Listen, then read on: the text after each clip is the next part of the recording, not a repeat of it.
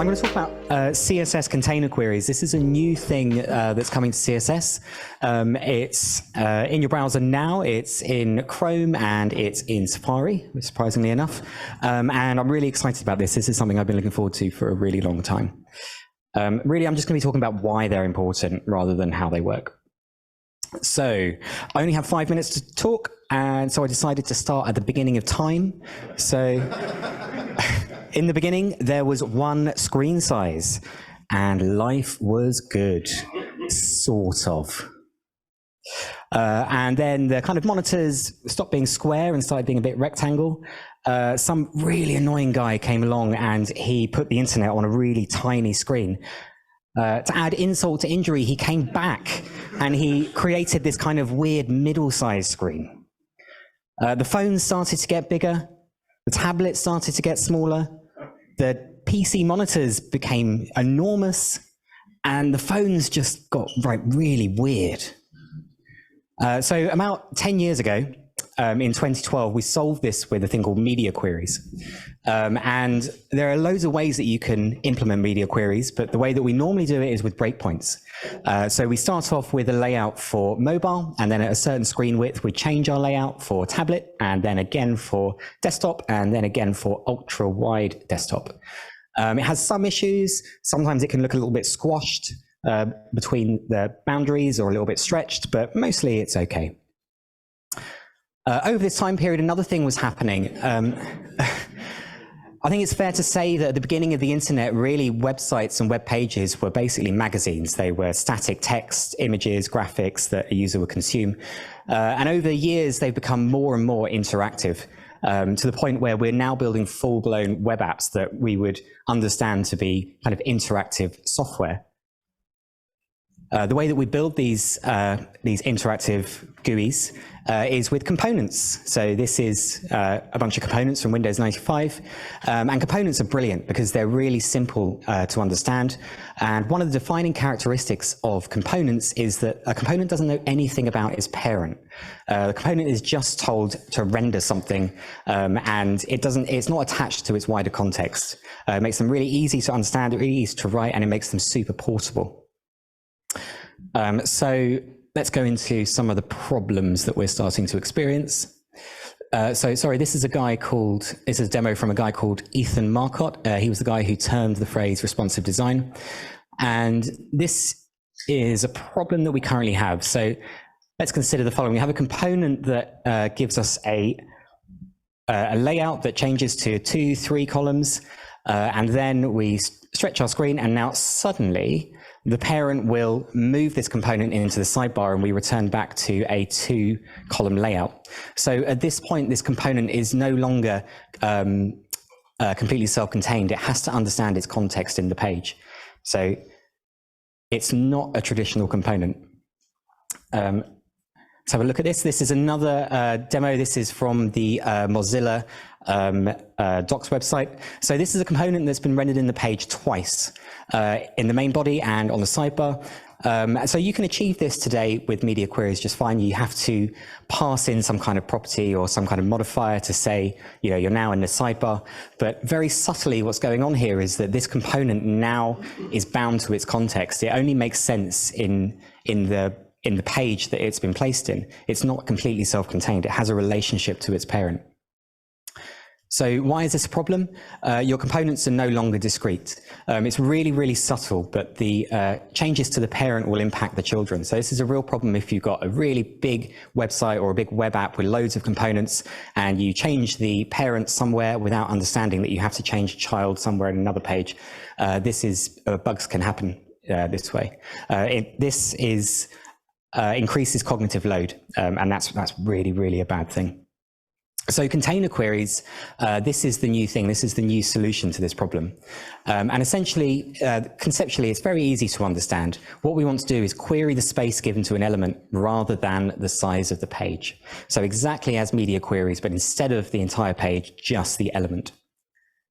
This is how they work. So you have a container, you give it a type, there's size, inline size, and then once you've given it a container type, any of its children can query the container and respond to its width. There's a little bit of interesting stuff going on here, but I don't really have the time to talk about it. And can I use? You basically kind of sort of can, but kind of can't. It's coming. Probably in a year's time, we'll be in a position where we can use this in production. But in the coming year, I really urge you to, every now and again, you will come across a problem and think, actually, maybe container queries is the way to do and a way to fix this, and maybe come back and solve it with container queries. That's my 5 minutes. Thank you. Okay, I'm here to share an exciting little thing, Stable Diffusion, which you may or may not have heard of, which is basically AIs making images that can sometimes be as cursed as a potato eating a potato. I don't know why we put that in there. Cool. Oh, and this is when this needs to turn on. Hey, cool. All right, as I guess is the theme so far tonight, a brief history. GPT-2, this had about a 6-month cycle into the open source world. GPT-2 was an algorithm used to AI generate text. It started off, OpenAI announced it, and OpenAI is very much an API-based way of accessing these kind of algorithms. They said it was too dangerous to release in full. They weren't sure what would happen if we suddenly had AI writing stuff, what would happen to the world, might suddenly have I'm not sure what they imagined, but they thought it was too dangerous. So they kind of had a staged release. In the background, as the open source community does, they cloned it and started getting rid of some of these staged parts and seeing what it could do. So we had OpenGPT-2 by 2 master's students. And then OpenAI was kind of forced to release their whole 1.5 billion parameter model and open it out to the world. Kind of checkmate, first time by open source. So on to GPT-3, a more enhanced way of text generating, AI generating text. In May, we saw a paper and closed beta API of GPT-3, again, OpenAI. Eleuther AI, then we get a bit more of a formal, this is a bit of a trend in the AI world, that something official comes up that's API based, and then you get an open source community that says, hey, we could do that. So Microsoft then takes exclusive license to GPT-3, which if anyone's tried it, is probably how you accessed it. Eleuther AI released the 800 gigabyte pile, and I'll speed through these. We then got more models, big models, and AI is suddenly getting pretty sophisticated. And you've probably read AI articles that you didn't know were written by a machine. So come along, text, image. Image is a slightly bigger challenge. So there was about a 2-year cycle again into the open source world. Starts with OpenAI and image GPT. And a lot of research around GANs as a kind of generation method.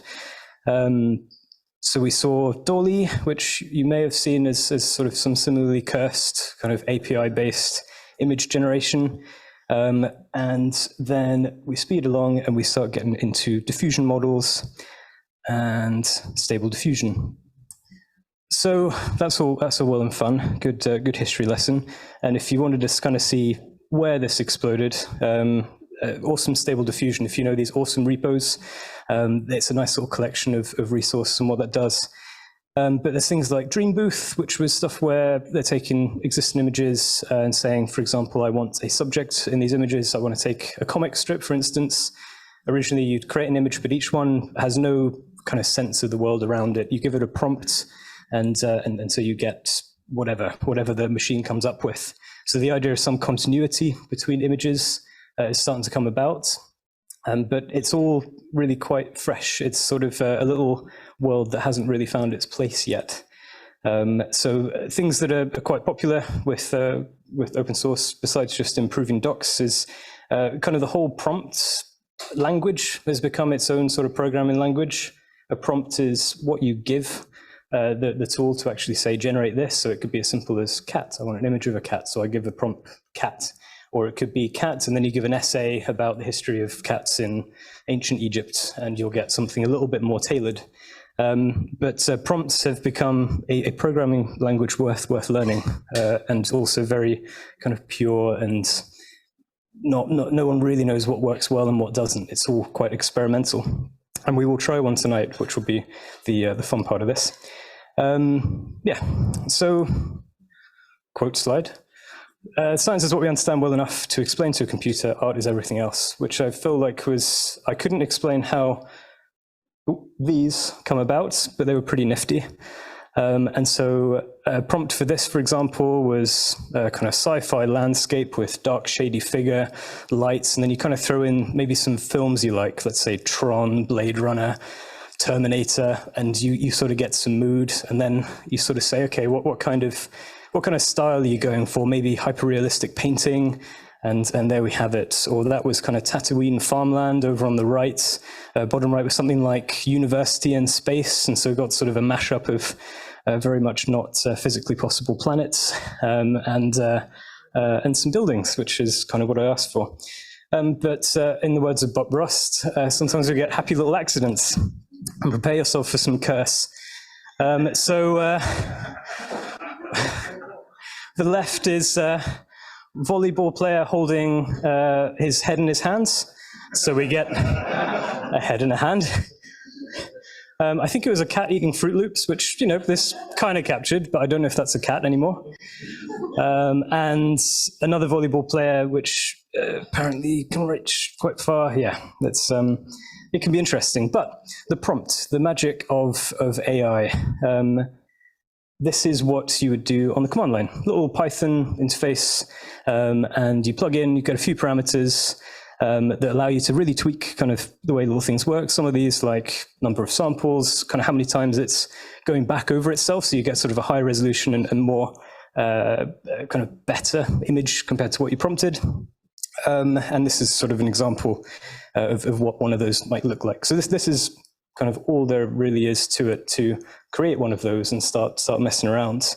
But CLI, I'd really like CLI, and it would be my preferred way, but there is actually something that's convinced me over here, a tool called Gradio, which allows you to basically take some kind of AI prompt-based model with parameters and just spin up a web interface. And so we'll go and do a little collab. There's a lot of voices here, but try and bring together an async night prompt to test that out. So let me quickly swap over displays and do that. Hey, nice. And we should be here. Okay. So I preloaded something. I'll start generating this now, because if I watch time, each one of these takes about 25 seconds. So if you just put in async, very straightforward, going to get something really boring, probably with text in it. Text does not work very well in image generation at the moment.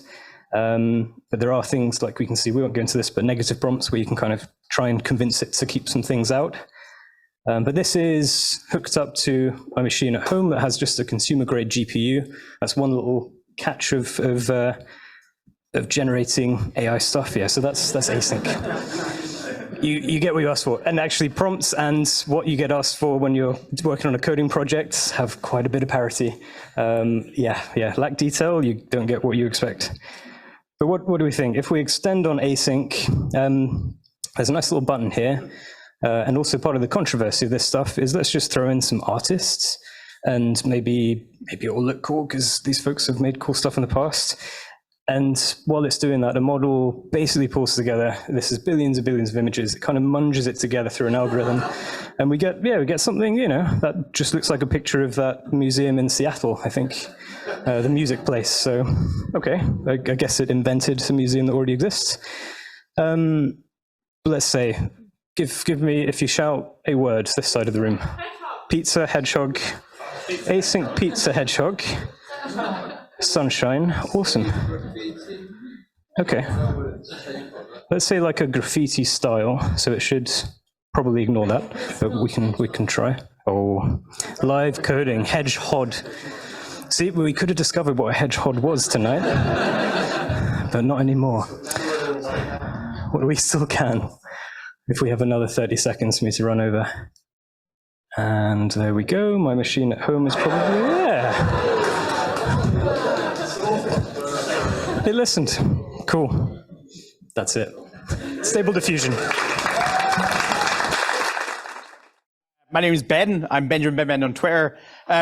I have a lead on from your talk, which is I work at a company called Wave in London, and we're doing self-driving cars with deep learning models. So yeah, if you want to kind of like hear more about that, give me a shout. That was a great talk. I work on the robot web team there. So we're building the web pages that talk to the robots. Right, today I'm going to talk about, actually I'm going to show you a web page called Scan of the Month. Because this is a really cool site, and I think you should check it out. So basically, they pick different things and they put it through a scanner, and you can scroll through, and you can kind of see. So this is like some headphone, and you can kind of scroll through, and it's got this live video as you scroll through, and you can kind of go back and forth and look at it. And I was like really interested in this, and so I was wondering how they go about it. And if you open up DevTools and load it, you can see basically. There's a lot of different images. So here we can see these are ping files. And so they're all kind of like separate images that are loaded into the browser. And if you look at the headers, it's actually a data URL that's base64 encoded. And how this has been achieved is there's basically a massive JSON file that has all these base64 URLs in them, which are referencing an image. So and it works really well. But it's kind of, it feels quite awkward. So what I was thinking about, instead of loading all those images and instead of making hundreds of requests, could we do this with just a video tag, right? Here's a video of my brother skateboarding, doing a bit of a trick. Hell. He's gonna appreciate that when I tell him about it. So we could set the current time of this, and we could kind of skip through. But if you see, I'm kind of setting the time, and it's not really that reactive. It's quite janky, and that's to do with the way that videos are encoded. So a video has kind of keyframes and then delta frames that kind of encode after that. So basically, when you skip to a point, it will pick the closest keyframe, and it's kind of up to the browser how it does that. So you can't really do something like that headphone transition scroll-based thing. Though we could utilize a new API that is available in Chrome at the moment called Web Codecs. And basically what this gives us is it gives us a few different tools for decoding audio and images and video. So we get this video decoder. And what you can do with this object is you can basically chuck bits of a video file at it, and it will spit out frames to you, right? You can basically, decode a video in real time. And that's kind of cool. So we can totally do that.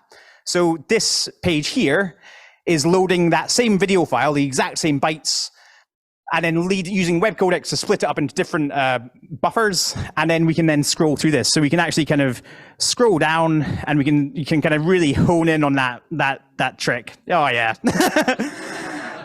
So we can basically, we're able to kind of have that scroll bar and then inject that, and we're saving so much data because we're utilizing video for moving images, which is way better for storing and transferring.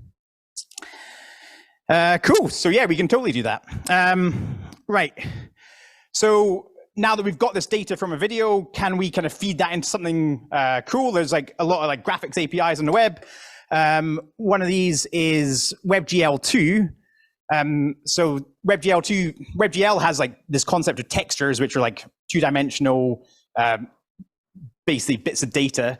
But WebGL2 has a 3D texture, right? So that's you got an X, Y, and a Z. So you can kind of, use another dimension, which is kind of cool. So can we use that? Hells yeah, we can. So what I've got here is this is that same video file, exact same one. But you can see I'm scrubbing through it here, but it's getting smaller. The reason it's getting smaller is because it's actually a cube, right? So we can unscrub this, and you can actually see so we're actually taking that video and making it into a volume, right? So you can kind of see all around here and from the side. And what's nice is we can bisect that cube in different ways. So if I do this from the side, you can actually kind of scrub down and then see these different cross sections. So you can see from this image here, you can see that my brother is bent down before the trick. And then when he's done it, he's standing up as he went past. So you can see these 2 moments in time in the same image, which is useful, I guess. There's a blue line that goes through here, which looks kind of cool. That's his bin. And another one that's kind of nice. So if we cut this from the top, we can actually see this other stuff. So we can start seeing more data in that image. So here you can see the kind of speed of coming in and going out just by kind of like looking at the image. And as we go down, you can see this other stuff. You can see these are his legs. And you can see at this point here where he's turned around and his legs are swapped over. And this is a bit kind of hard to visualize, but it's a bit easier if you cut this at the same time. So you can see his legs are coming along and then swapping around here. And we can, it is space time. Yeah, so that's a kind of cool thing. Right, is that a MIDI controller? Oh yeah, right. Woo! This is a MIDI controller, which I'm going to show you all because I feel like you might appreciate how bad this UX is that I've just created. So this is that same kind of thing. What I can do here, ooh, that's a motorbike. Wait, there we go. Oh. Yeah, so basically this is hooked up to MIDI controller, so I can control it this way around. And wait, what can I do? I don't even know how this works. So yeah, we can actually kind of crop this into a space with a MIDI controller. And like, if you want to go with this later, have a go and see how terrible it is. MIDI controllers are fun, but not that useful. Yeah, cool. That's it. All I've got. Cool. Cheers. So I'm Michael. I work for MPB. We buy and sell cameras. If you want to buy or sell camera, you can come to our site. Or if you want to work with us, we're looking for TypeScript, Python, and that's kind of it. React developers. You know, don't forget to like and subscribe and all the other stuff.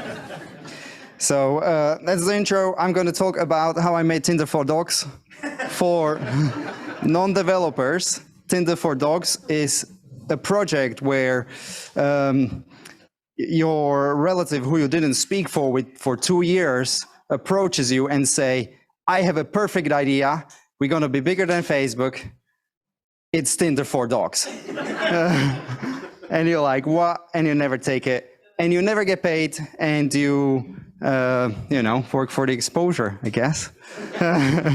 So my brother-in-law come to me and be like, dude, we're going to make Tinder for dogs. I need to automate some trading and we're going to be rich. And he's like, how much do you want for this? And I'm like, oh, no, that's cool. I'll do it for the exposure. So we made Tinder for dogs. We, at the end, it's a little bit of a crypto stuff. So we don't actually make any real money. But maybe one day. So actually now to the real thing. Our Tinder for dogs is an automated trading, which this just died, where you so how it exactly works is in a trading you should like people trade with emotions and stuff like this, and it's really suck and you shouldn't do it, and it's really hard. So there are algorithms which trade algorithmically. They follow some rules where you should buy or where you should sell some crypto or stock or whatever else. You would forex, right? Stuff like that. So we have a trading view, which is our charting platform, and it has a chart here, which is Ether to USD. And what we do here is we trade on these signals where I'm trying to zoom in, which the trading view sends us, right? So there's some algorithm which someone wrote and we have no idea what it does, but it sometimes sells us a signal and it's correct 57% of times, so we're gonna follow it. When this, we see here a trade which was successful and it has a little green green flag under it saying win. So we have opened a long signal here. So we actually went into the trade. We bought some Ether, and when the price raised into our specific take profit place, we have sold it for profit. And the same thing the other way around, because we are trading derivatives. You can sell before you own that thing, which is super weird, but I don't know, finance works that way. So you sell it, and then you buy it again later on down the line when the price is lower. So there was a unsuccessful trade right here where we went into loss. We bought it here. I don't know, that's a little bit of a too close there, but here we won another one, right? And so how this exactly works is Cloudflare workers. Workers are really cool. Originally, the first version was written in like a server who like listens for an alert, and whenever it happens, it will execute a trade. However, this was pretty slow. It did a lot of calculations on the background, and we outsourced it into the charting platform itself. So here on the charting platform, we can create an alert, which can of course notify us up, send us an email or whatever. You then take your phone out, execute the trade manually. That's fine. However, you have also a webhook URL, which can also ping your Slack or Discord, or send it to our Cloudflare worker. Now, this worker listens to some specified parameters and executes the trade out afterwards. Now, because this only makes a trade like twice per day, if it would wait for it, it's just never going to happen. So instead of that, we have an Insomnia app here, which can send you which can send the same kind of alert here. So we take some parameters and send it to our worker, which will execute a trade. Now there are some important parts here. Of course, API and secret key. Don't pawn my test account. But we're going to use testnet, so we're not actually executing real life trades, but only the test trades. It takes some quantity of how much it should bet on this trade. So these are all variables which would be filled out by the charting platform, except of course, like API key and like margin, right, leverage, which we're betting here. But these are parts which are fulfilled by the charting platform, and it's and those values are the ones which came from the algorithm. So for example, there is a take profit one price. So we're going to have only one take profit here on this test trade. So currently on a testnet, Ether to USD is traded for 1293.95. So because we are selling or we are shorting, take profit, let's say, is going to be 1,200. And stop loss is going to be 1,350. So that means that if we hit 1,350, get out of the trade, don't wipe the whole account away.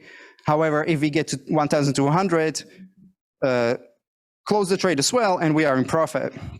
So what happens afterwards? We send it. And then some time passes, usually second. My phone just rang because I got a notification that happened. And we have an open trade. Right, so we're live on the trading platform, the Bybit, right? That's where we're actually executing these trades, and already we are 2 cents in profit with like 10% or 0.10% profit, right? So the calculation happened there on our Cloudflare worker. We bet $20 on this, which is 7.5% out of 362, and it executed the trade. Then lastly, on this chart, which is now the live chart of the actual prices, not from the platform, from the charting platform, we have the take profit here, which is this green line. So when we get here, we win and close the trade. When we get here, we stop loss and escape the trade without losing too much. And last thing which happened there is we got a Telegram notification. So the program is called Khajiit, but it really should be BitKhajiit, because BitKhajiit has where's if you have Bitcoin, right? No, that was the funny one. Yeah, so it let us know that we got an alert with these parameters, and this is the actual result from Bybit saying we have executed this trade. Now, this is all happening on Bybit, not on the chain. So we're not actually wasting GPU power just for fun. And there's a Cloudflare worker which I made for the Tinder for dogs. When if I have a little bit more time, I made another Cloudflare worker, which is much more fun, and it's right here. It's a demo async worker.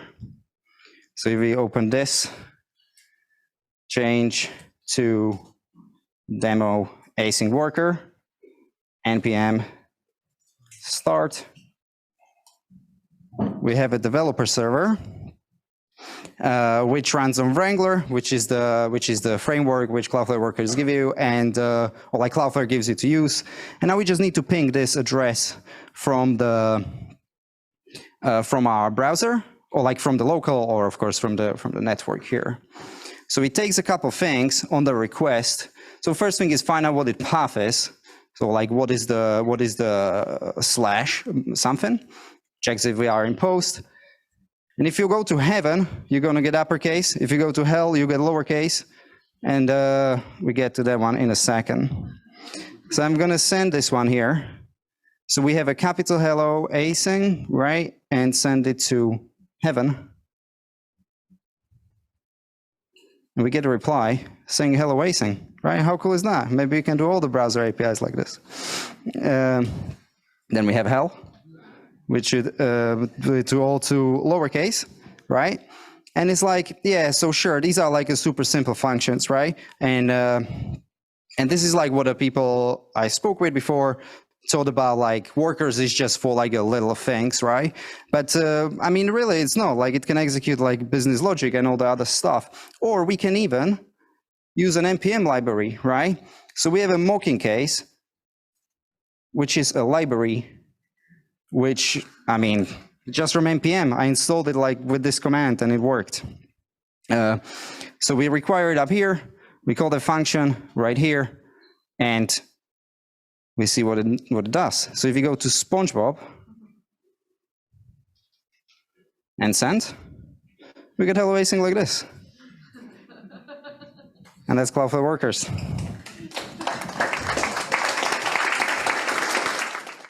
I'm Chris. I work at Zoopla. I'm going to talk a little about why I think you should probably use PMPM. So yeah, starting with, I think probably a few people here can relate to that image.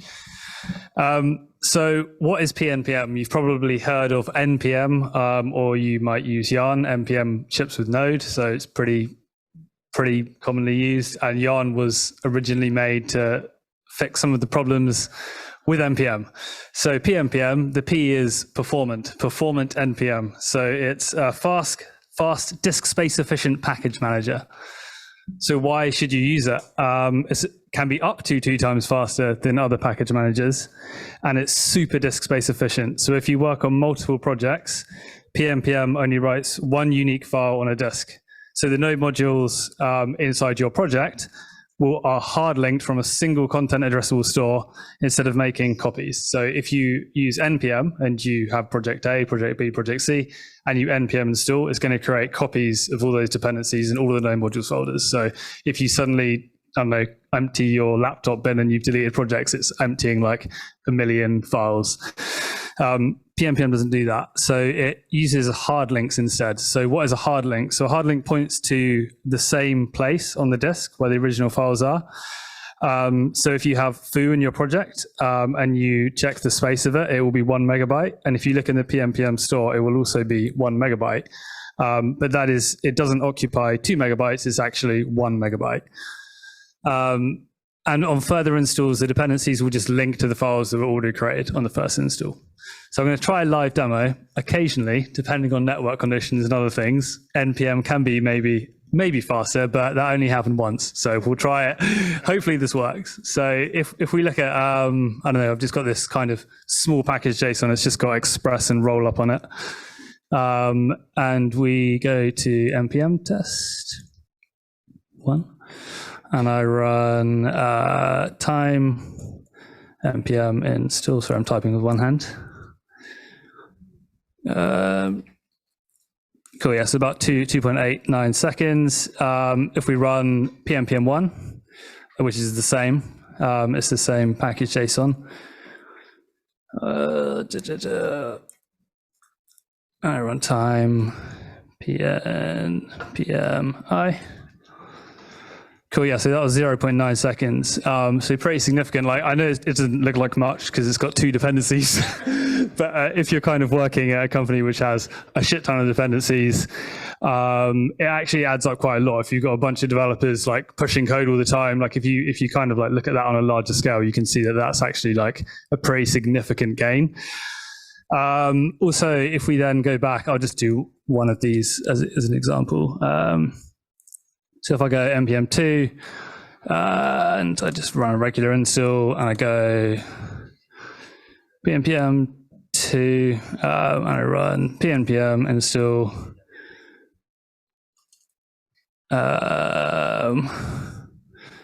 and it is what?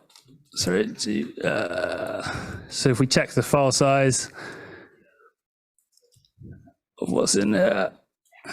Cool. So if you look at that, you've got npm1. Oh, it's really small. Sorry. Let's zoom in. Didn't realize it was that tiny. So yeah, that's 5.4 meg npm1, npm2 5.4 meg because it's made copies. PMPM1 5.4 meg, PMPM2 232 kilobytes.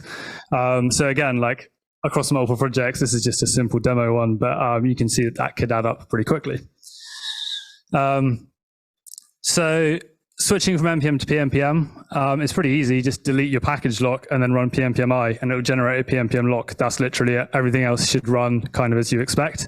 There's more on PMPM.io because some people have problems when they're doing a huge, massive project and they switch it out, but it's probably been tackled before, so you can find a bunch of stuff in their GitHub issues. So that's pretty much it. In conclusion, PMPM, speedy, super disk space efficient, and it's really easy to switch to. So yeah, that's it. Short one. I'm Jake, one of the co-organizers of Async, and I am a full stack TypeScript developer working with React, React Native, and a bit of Node Express stuff in the background. And my job is becoming more and more building stuff with schemas so I don't have to write code myself. But it's kind of more than that. The benefits of schemas are almost endless. Today I'm going to be showing you a bit about generating forms with schemas, which hopefully a lot of you have done before, but also generating the types for those schemas so that you don't have to keep your things in sync manually. And this, if you're using TypeScript on the front end and the back end, allows you to keep your front end forms in sync with your endpoints. I'm currently writing a blog post on this, which we'll go into in a bit more depth. So if you want to read that at some point, follow me on Twitter at JakeSmith, and I'll tweet it about it. Right, cool, let's just jump in. I hate saying that, God, that's what all the YouTube people say. Right, so whenever I'm starting with with a schema, I start with the types because I love my TypeScript. So in this example, we're just going to be doing a bunch of different fields. I've got an enum here. Actually, how many people here do TypeScript? Does anyone? Yeah, okay, so hopefully people know what an enum is. For those of you that don't do TypeScript, it's kind of like an object, but magical. So we've just got a bunch of values in here, text, field type, number, checkbox, and select. Then underneath, I've got an interface. Now this is, an interface is kind of a TypeScript thing that describes the shape of an object. So here we've got our field base, the thing that all of our fields are going to have in common. They all have a name, and that name is constrained to this generic type n, and n is always a string. Sorry if this doesn't make sense to you people that are not TypeScript people. They've all got a label, and they can all potentially be required. And then we've got our text field, which extends our base field, n is of type text, our number is of type number, our checkbox is of type checkbox, and our select is of type select, but it also has this additional options property, which is an array of strings. And it's important to note at this point, and I will come back to why this is important later, that it's a read-only array of strings. Below here, we've got a couple of useful types just for reference. We've got an any field, which is a union of all of our types, all of our different fields. So at any point, we can say, I just want the field, and it will be one of those. And finally, at the bottom, our schema type itself is an array of any types of fields. So let's have a look at the schema that I've set up for us. So we've got a thing called my form. This is our schema. It's just an array of these fields. First one's type text, it's a name. The next one's number, which is the age. Then we've got your favorite animal, which is a select with some options. and finally a checkbox, which is the only one that is not required. Another important point here is that I'm casting this as const. And again, I'll come back to why that's important later. Actually, no, wait, I can kind of cover that now. So the reason I went for read-only array in the first place is that when you cast things as const, they become like immutable. So if we hover over our form here, you'll see that all of our things are read-only. So in order for the types to intersect, you have to use read-only types for your schema types. And the fun bit that we'll get to a little bit later is how this infer form interface type works to give us, ta-da, an object-looking thing that has a name, that's a string, an age, that's a number, a favorite animal, that's a union of all of our options that we had, and is awesome, which is a Boolean that may or may not exist.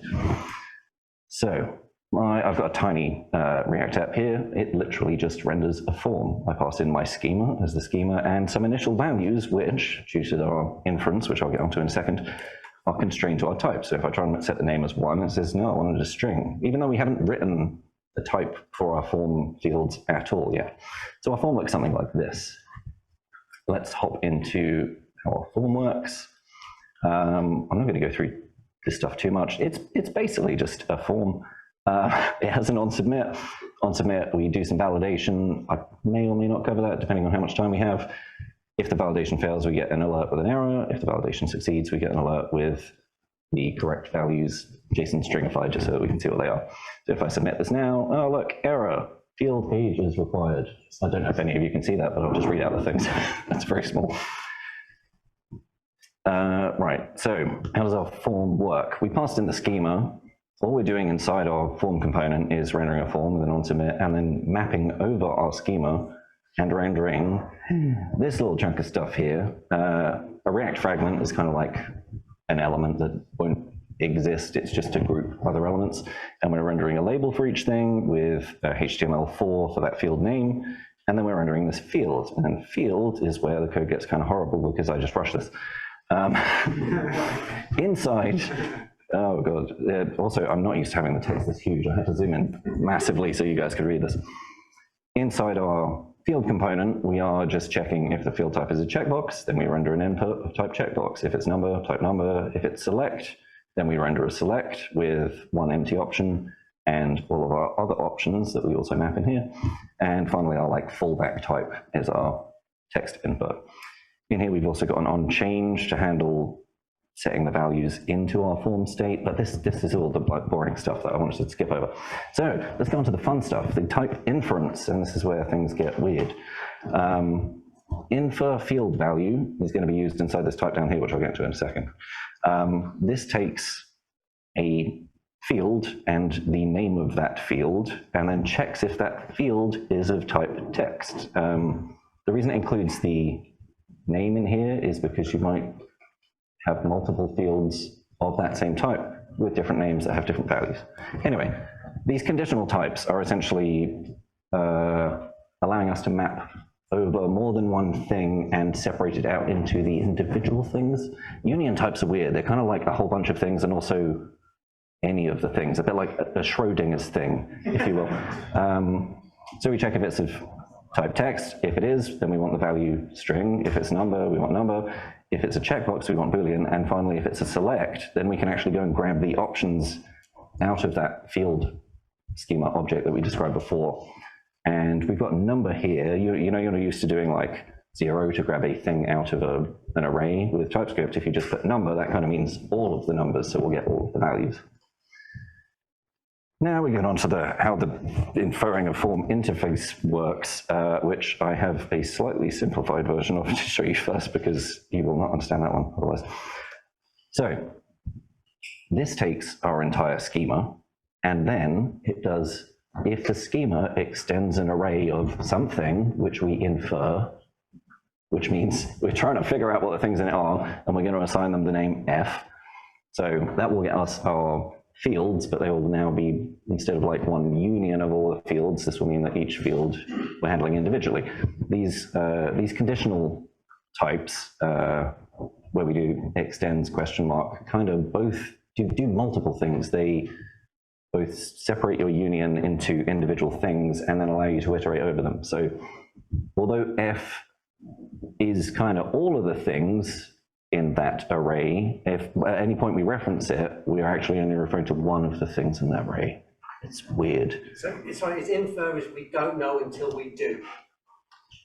It's, well, in this case, it's a bit weird because we've said S extends schema so that we know that it will definitely be a field, but we don't know what type of field it is. So, yeah, we don't know until we do, so it doesn't know it until it comes across it to return it again.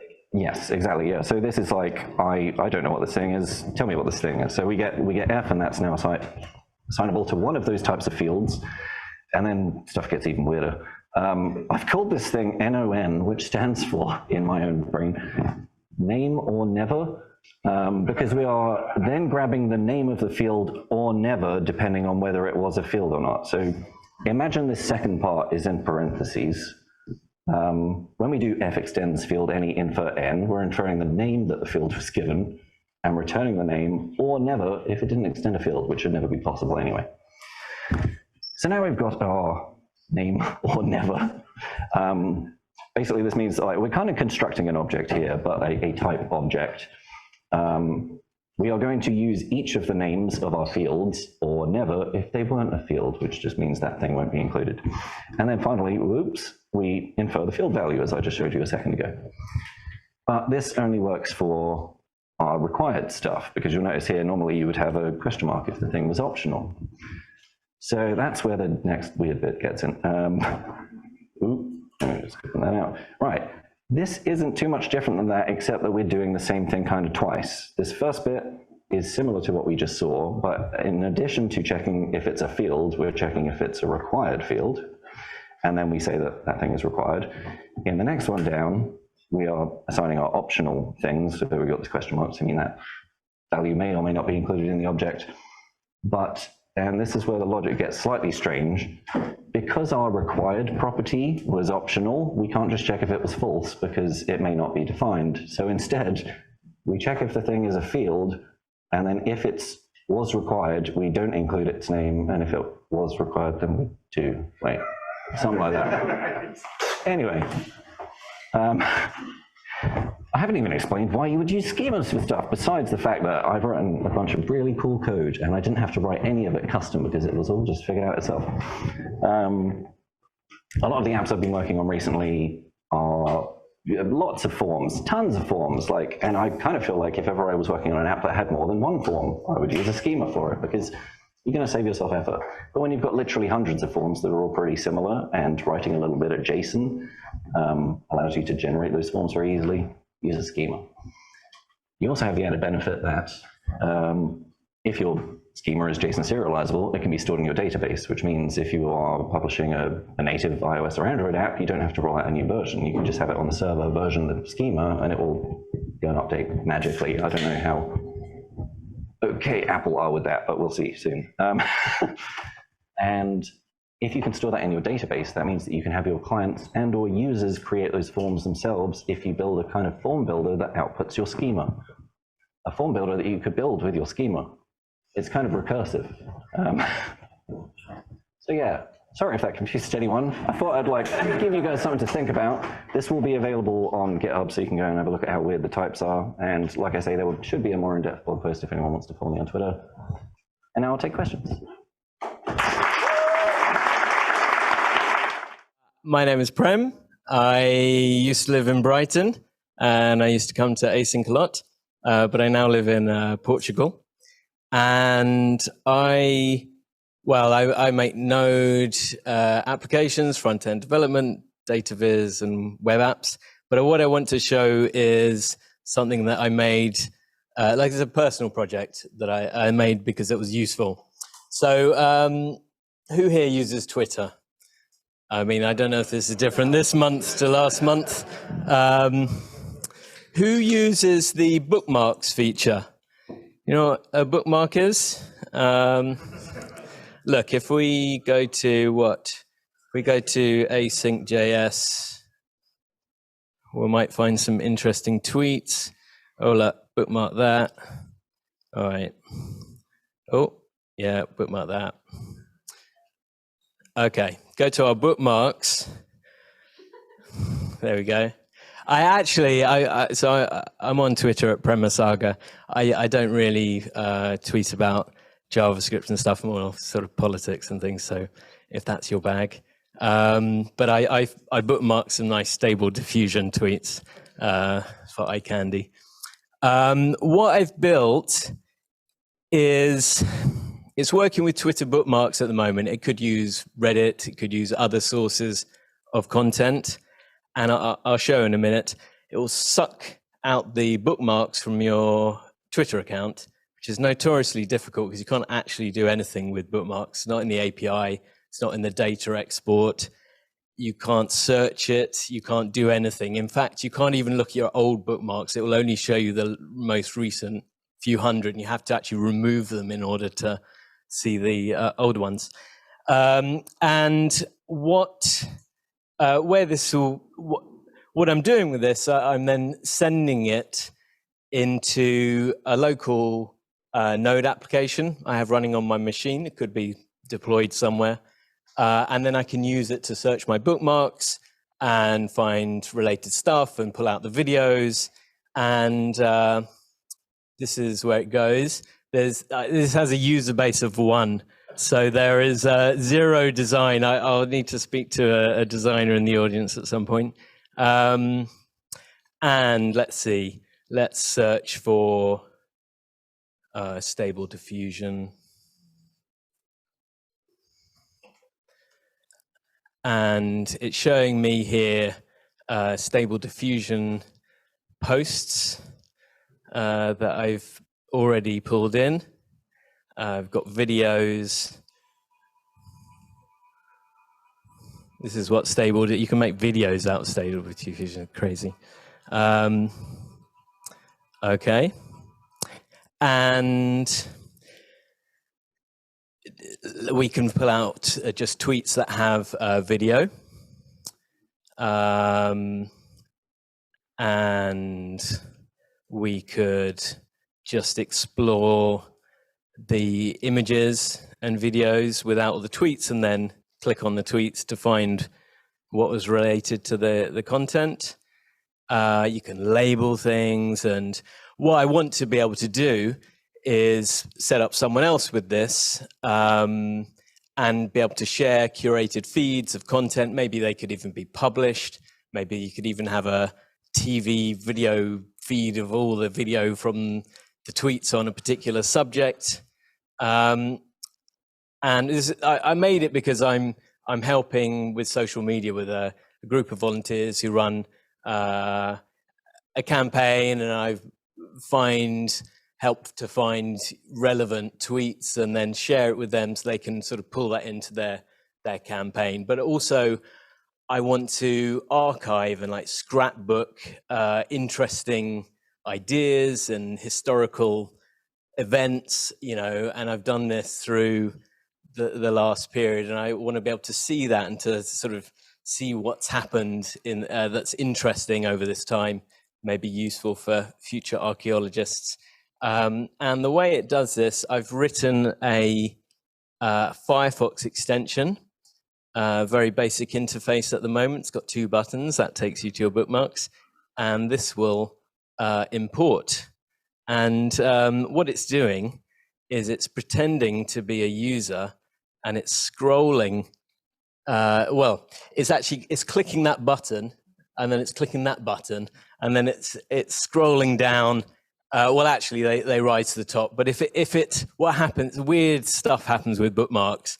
Sometimes you get a little button that says retry, and you've got to click that. And sometimes they disappear. But then if you sort of scroll down and up, then it jogs it, and it gets more stuff. So it has a few sort of quirky ways to deal with the Twitter UI. And then those ought to be, if we're lucky, saving all the videos and images to this USB stick. Oh, look, there we go. So this is in the application. There's a stable diffusion talk by Jan, and so on and so on. You can download the videos if you want. Oh, that's not actually it will pull in videos from any site. It uses YouTube DL, which is a Python application. So that's installed on the machine, and Node is then calling out, and it's listening for when that's completed and tells the UI, and so on. And perhaps that's all I've got to say, but maybe there are some questions.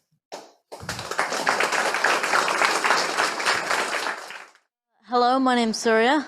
I live in Portugal, and I am here to talk to you about what I'm making, which is a new programming language.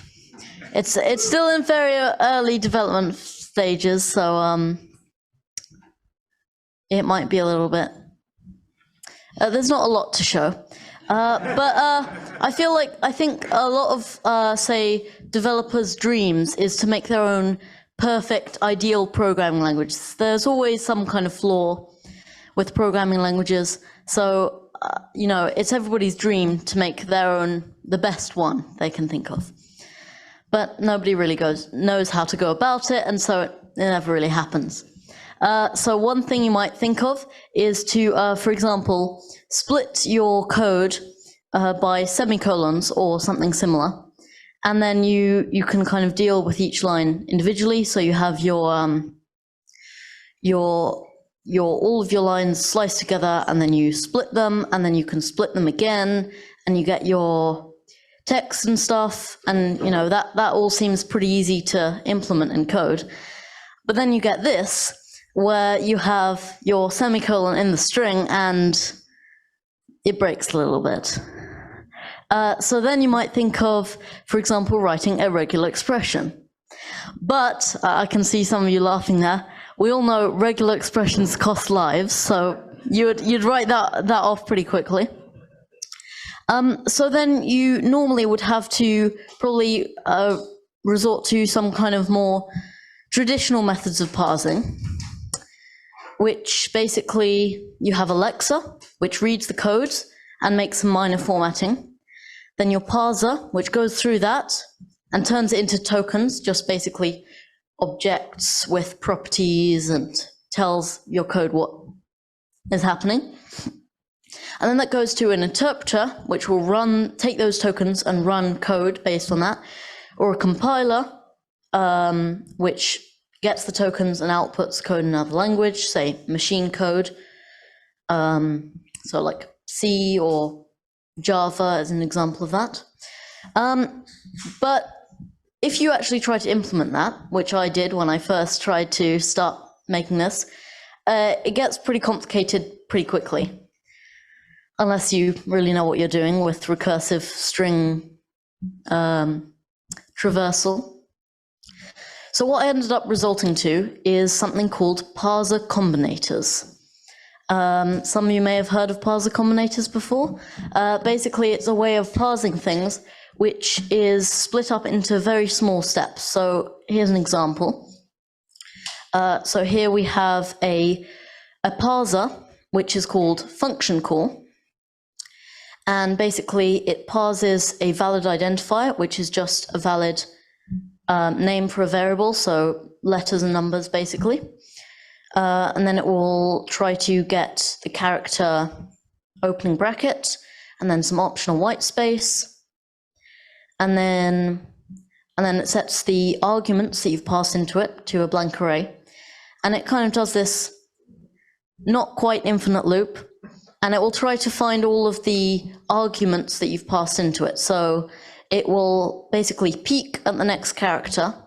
If it's a closing bracket, meaning that you've reached the end of your arguments, it will just break. And then that will just return an object with your function name and your arguments, which will pass into the next thing. And then otherwise, it will, try to get another literal value, and then a comma, and then more white space, and it'll loop around again. Now this literal value, is another parser. Let me see if I can do this. There we go. So literal value down here is just a choice between a function, a string, a number, and a Boolean. And for example, this string is a choice between a string literal, a variable reference, so you could be referencing a variable which is in turn a string, or basically another string expression in brackets. And then up here we have our string literal, which does admittedly have a regular expression in, but I'm pretty sure it shouldn't be able to break. And it basically, it gets any characters except for backslashes and quotes, and then, or it can get escape sequences like that, and it maps them to other stuff. And then basically all of this map will basically turn it into an object and give it a type of string, and it will have a value of whatever it's parsed from that.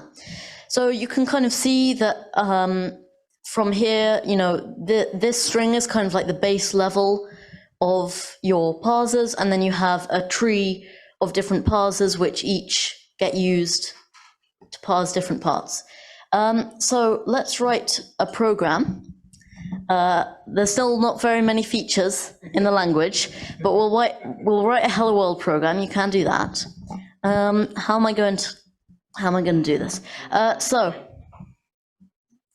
I will be a mic stand. Okay, so basically we can create a variable called hello world, and that can equal a function. The syntax is very much kind of just a placeholder for now, but that's what it looks like so far. And in that we can call the write lines function, which again is just a placeholder, which is kind of fun. We can write, for example, hello plus, hang on, needs to be double quotes, sorry about that. Hello plus, and then we can have the string world. You know, it's just to show that you can concatenate strings. And let's print this 100 times. That's what the write lines method does. And then what we can do is we can call hello world. And then we can maybe call write lines again, and we'll just write the text done, except there needs to be a double quote again. And we'll just write it once. All right, so if we run this program, you see that it printed hello world a considerable number of times, and then, yeah, okay, it's still in development, so you can see here that something's gone wrong with the method, but if we scroll up a bit, this is our tree data structure. So the result is basically just an array of stuff. So we have our type is a variable declaration, that's this. And then the var name, the variable name is hello world. And then the type is a function. And then inside that has some code. And then that has this, which is a function call, and the function name is write lines, and so on. And it basically is a tree which our code can then go through, and it says, okay, there's a variable declaration, function call, and then it can parse that and run everything from there. Yeah, so that's the first steps to creating a programming language. Yeah.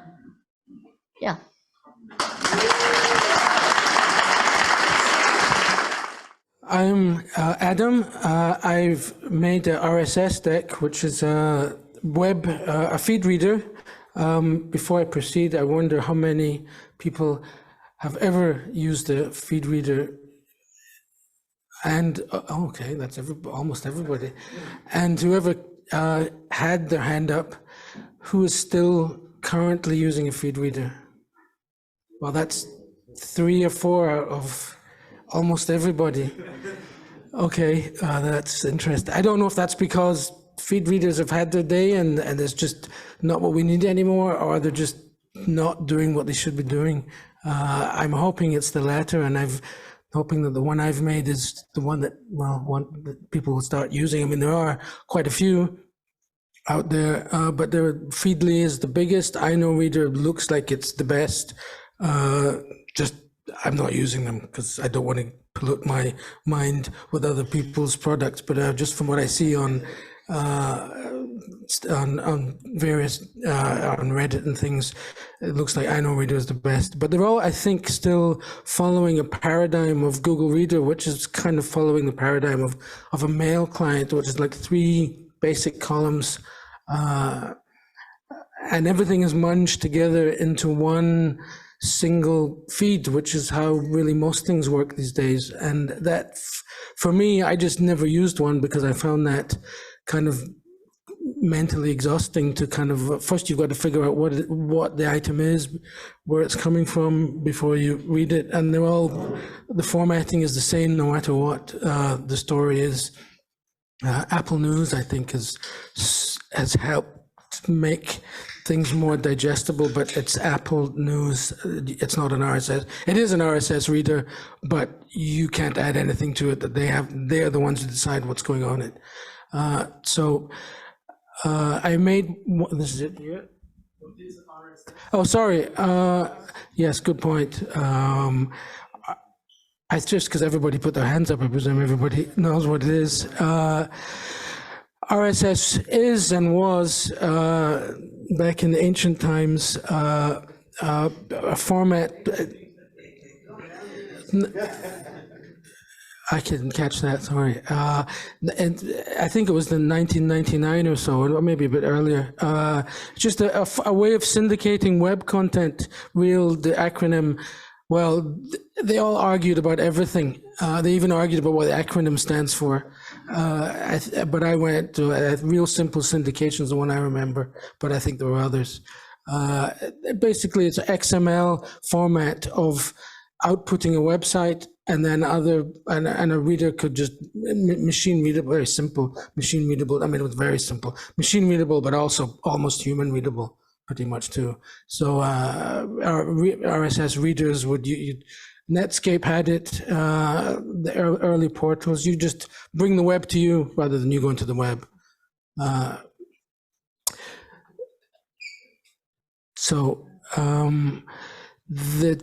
What's different about well, that one didn't load. Let's try and load it. There we go.